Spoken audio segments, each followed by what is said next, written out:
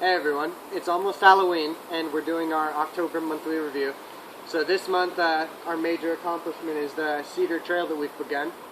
And if you'll follow me down the trail, we'll take a look.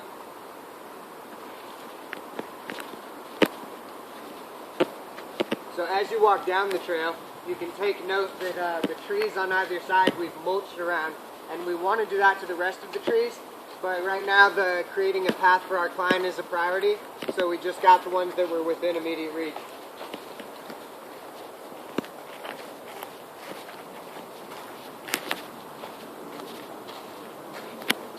So this should look dramatically different because we didn't get a monthly review last month, so it's been 2 months. And this whole area has been cleared of blackberries. This was completely out to here, and there was no way you could walk through it. Right now I've got a stack of burlap and sisal here, which we're in the process of cutting into a single flat layer to apply as a part of the path. So if you'll walk with me this way, I'll show you how we're doing that. You can also kind of glance at the bottom of the trees and note the ground cover that we've been planting. There's multiple different varieties of strawberries around the trees. So you'll need to get up close for this one. After we've cleared the ground and kind of made a trail, pulling up the weeds and the blackberries and morning glory and all that, and kind of gotten a nice trail started, we then take the sisal or burlap and we lay it down as the first protective layer. Then on top of that, we're sheet mulching with the cardboard.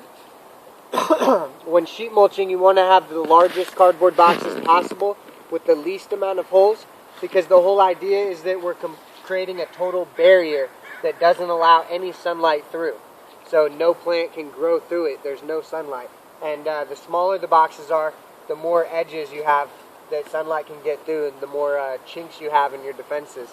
So larger boxes are best, and we've made it out to here. Then after we've cleared the path, laid down burlap or sisal and cardboard over it, we're then adding wood chips on top of that to kind of finalize our path, and that should make it really resistant to any weeds growing through it anytime in the near future.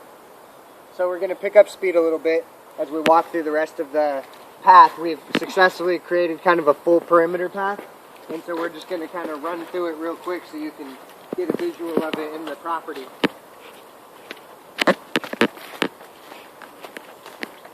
We've cleared a nice path through here, removing almost all the blackberries and other, different weeds, getting it ready to be a walking path. If you look over here, you can see how we've cleared around a lot of the other trees and another open area is beginning to form. We're going to jog through the little wetland barrier here.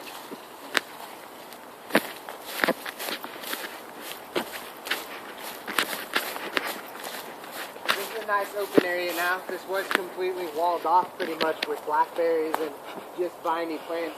And in the process, we just found a few trees.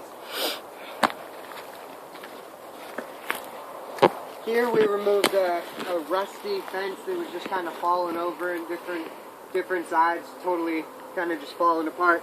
Here's a little bit of it that's still left that we have to get. We moved a lot of trash and just pulled out a lot of blackberries.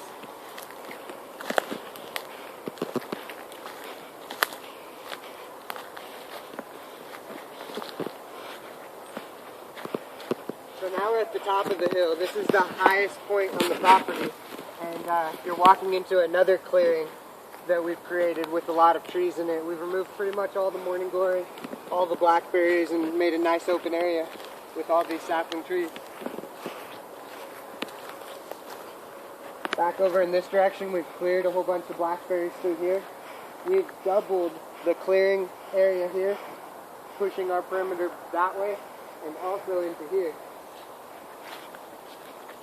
So we've beat them back pretty badly here, the morning glory. We've completely removed them across the property line here, and then planted a fedge, which is an edible fence or edible hedge of raspberries here, creating kind of a crescent moon on the property line, holding all this in. So we should be able to eat from next year. So here we've planted a whole bunch of raspberries to kind of replace the blackberries, with some strawberries undercover, and there's also baby red organic potatoes growing as companion plants with these raspberries. So we have golden raspberries and red raspberries interspersed. Blackcap raspberries are growing along the ground some. Those were native transplants from here on the property. Here we have a gargantuan raspberry. And then just several different species of strawberries growing around the bottom. And that's pretty much it for this month. Next month it'll be Thanksgiving, and we look forward to doing a video with you guys again. Thanks.